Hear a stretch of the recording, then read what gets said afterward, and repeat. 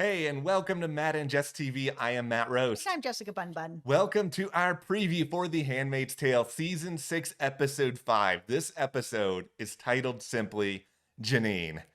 I'm Oh scared. no. I'm very scared. Okay, here's a big reason why I'm scared. For those of you who don't know, Jess and I are longtime fans of Criminal Minds, which, by the way, we're covering the upcoming season on Patreon. We have a link in the description there. But on Criminal Minds, historically, they have had these episodes that have been named after big characters. And often these episodes, they don't necessarily signal that, okay, this character is going to die in it, but it typically means that something really terrible is happening to them. And because of my Criminal Minds osmosis that is going in my brain right now, plus the situation Janine is in, I am currently, and I know I don't look like it visually, mentally, I am in the fetal position in a corner, prepared to sob at any moment. I am very worried. I mean, Janine is one of my favorite characters. I think there's so many of us out there that see her as this beacon of hope, somebody who has been through it. Before Gilead, she had been through it. We've gotten some backstory on her.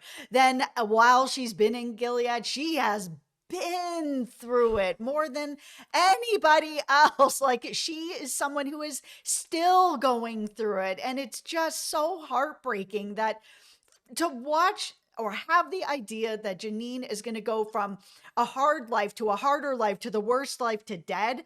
I hate this. Like, Yeah. it just, I'm going into this episode really feeling dread, because it also feels like I was like, oh, maybe this will be a flashback story. We'll get some backstory. Yeah. I'm like, this is the final season. That's not where this is going. No, here's the thing. I do think that The Handmaid's Tale is going to end in a way where characters may not get ultimate happiness, but I think there No. are going to be some characters who do get a sense of peace. But this show has always been either very, very dark, or even the happy moments are often bittersweet. And I could see a situation here where maybe June makes it out of this show alive, but if June does make it out of this show alive, that doesn't mean Janine is going to, or that doesn't mean that Luke is going to. It's like we're going to lose people we like along the way. And when you consider the situation that is being presented entering this episode, it's not hard to come up with an argument as to why Janine could go. And just as a reminder, we have not read the books. And I know that things seemingly have moved away from the books. That's what we're being told. We have not read The Handmaid's Tale. We have not read the Testaments. So please keep our comments spoiler free so that we can continue to just enjoy just the show. And other people that maybe also haven't read forward or know what's going to happen, so that they can also not be spoiled. So thank you so much to everyone, because you guys have really been keeping things spoiler free for us. And that's really exciting. Yeah, we very much appreciate your kindness. And we also very much appreciate everyone who is hitting that subscribe button, because, we are in the midst of the final season of The Handmaid's Tale. We have reviews, previews, theories. Whenever the Testaments is out, I'm sure we'll have all sorts of good stuff for it as well. We're also currently covering The Last of Us on HBO, Survivor 48. Coming up, we have Dexter Resurrection this summer, Alien Earth this summer. This is going to be a very, very exciting summer here at the channel. And also over on our Patreon, we'll have a link for you below. As Matt said, we are covering Criminal Minds. It's going to be coming up, the new season. We're finishing up Bosch Legacy over there. And we're also going to be covering Murderbot coming up on Apple TV, and is the only place that you can get those video reviews. So thank you so much to everyone who is supporting us over there. Thank you, guys. We very, very much appreciate that. All right, let's take a temperature from you guys. Okay. Janine's gonna live through this episode. Janine is going to die in this episode. Where is everybody landing on it? Matt? You gonna make me answer this? Yeah. Okay. I'll answer too. She's gonna die. I hate it. I hate it with every fabric of my being, because I've made it a secret.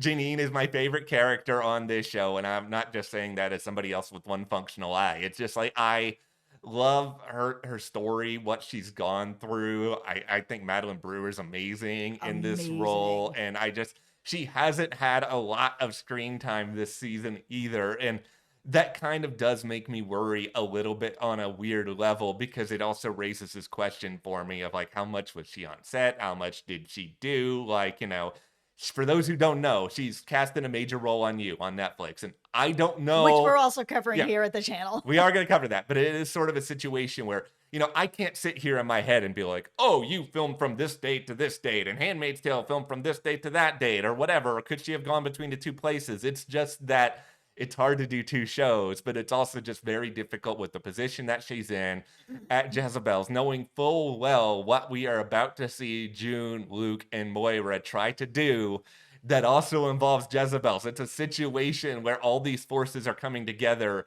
in quite possibly the worst possible way. I am going to go into this probably naive, where I am going to say she is going to make it out of this. Okay. I feel like the people behind this show know that we do not want to just watch Janine have a horrible life before Gilead, a horrible life during Gilead, and it's continuing on. Watching this person just suffer before and after and continuously suffer, at this point, it feels like the show just needs to give us something. Yeah. If this show ends where it's just like, and Janine continues to suffer, then I'm going to kind of be like, then this episode where they come in and they're just taking everybody out, give this girl some peace at this point. She needs to either get out Yeah. or just let her go. Like, please stop just having her suffer and suffer and suffer. She doesn't deserve this. Nobody does. Yeah. But for me, her specifically, because of how much she has gone through, just let it be over, where they go in to do what they're going to do, but she is rescued. Go to Alaska. I would love nothing more than to see Janine be rescued, even if that means that she's off the board in the rest of the show. Like, I would be okay with it if she's rescued. Like, if she does die, which is, of course, my worst fear, I just hope it's a situation where maybe if she goes, she traps a bunch of commanders, including Commander Jonah Ryan, in a room, and just they all goes out a hero. Yeah, I would be more than fine if we have a Blaze of Glory situation, because then at least it feels like, okay, she's not going in vain, and I could totally see Janine being fully on board with that. The thing that makes me the most worried that she is going to die in this episode came from the last episode, which was the conversation with her and Lawrence, where Lawrence gave her that drawing from Angela. And I was just like, okay, this feels very much like a goodbye moment, and that this is going to be her last moment, that she kind of has a connection with her daughter right before she dies. Yeah, and it's definitely one of those sort of like, I don't know the right terminology for it, but the you're gonna die or you're gonna go edit has been really established, and maybe this is a big elaborate fake out. Like, the only things that we know for sure are noted in the synopsis, and that is that June and Moira are going to go undercover, which obviously makes sense because they know the environment. Like, that was all established on this past episode, and I'm sure at some point along the line there, they're going to run in to Janine, and we're going to have what may at least be at first a happy reunion. Like, to see these characters together after so long, like, that's great. Yeah, I am looking forward to that part of this Yeah. episode. The thing that I'm the most worried about is, while, June has some experience at this and Moira has some, but Mayday doesn't seem to really have the experience that other people do. And it feels like their plans aren't really well thought out. So, and they're kind of like, yeah, if some of the girls at Jezebel's goes, that'll be fine. Like, sometimes it has to be this way. It's just like, oh my God, you're talking about people's lives. Yeah. People who have suffered lives. Like, this is so, like, just callous at this point. But the bigger picture. And because Mayday doesn't really have that experience and they are planning things kind of recklessly, it does make me more concerned. There is a serious I am Spartacus, no, I am Spartacus moment going on here, where June is sort of basically being like, I can do all this. And then Luke is, I can do all this. And Moira is like, everybody thinks that they are sort of the main character in this rescue. And that kind of makes me feel like, okay, you guys all want the same thing? Do you have any sort of unity, like you're saying, as to what exactly it is you're going to do to get there? If you all think you're going to be the hero, then are any of you going to be the hero? I think the biggest thing I'm going to have to sort of put my hard hat on for is the idea that June can be undercover anywhere in Gilead at this point. Her face is everywhere. She is Gilead's biggest enemy. I don't know how she hasn't ended up on the wall at this point at all. None of this makes any sense to me. And Moira specifically, who worked at Jezebel's for quite a long time, undercover, that nobody's going to recognize her, that she has been with so many of these commanders at Jezebel's, that these two women in particular are actually going to be undercover, feels like a joke to me. I just don't know how this is going to be believable to me, that they're going to see June's face walk into here and not know who she is.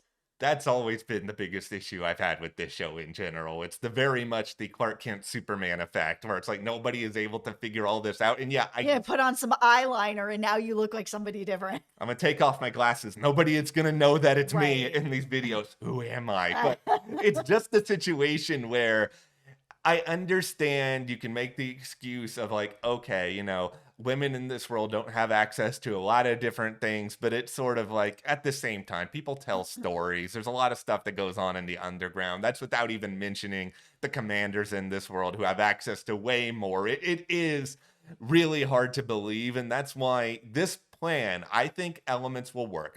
My tinfoil hat is that like this is going to be both a success and a failure at the same time. Like I think they're probably going to maybe take out a couple commanders. They're going to be able to establish a little bit more of a cohesive resistance, but in the process of this, they're going to lose people. And I think Janine's probably going to be one of them, but I don't necessarily think she's going to be the only one. We're probably going to lose some Mayday red shirts at the same time. I don't think we're going to lose like two major characters in the same episode. No, my wonder is are they actually just going to end up capturing June or capturing Moira, and that they are going to end up being back in this world again, but maybe brought to New Bethlehem? Like, my biggest tinfoil hat is that Wharton wants to get his hands on June, because if he can get his hands on June, if he can have Serena be his wife and have Lawrence playing ball, and Nick is his son-in-law, and you get June back, and June is the face of this rebellion, but now she is part of New Bethlehem, where she can read and she can write and she's part of it all, then he gets everything that he could possibly want. So there's part of me that wonders if she is going to get captured again, but she is going to be brought to New Bethlehem, and Wharton's going to try to do something different with her. There is a very good chance that what you're saying is correct, because there's some really interesting evidence of that theory, and it comes also from the synopsis, which suggests Serena and Nick make consequential choices. So let's just think about it from the perspective of, okay, June gets captured. She ends up going to New Bethlehem. Wharton may have that end goal you're suggesting. And then you're Serena, who has been getting closer to Wharton. You suddenly find yourself in this place where you have to pick a little bit more of a side, where June, who you just spent time with on the train and in some ways did try to protect you on that train, is there. She doesn't want to be there, but do you let her try to find a way to get away? Or are you like, oh no, you're going to be stuck? Because once again, Serena has stumbled into a position of power. And it's a similar thing for Nick, who's being watched by Wharton, because of Wharton's ties to Rose and everything else.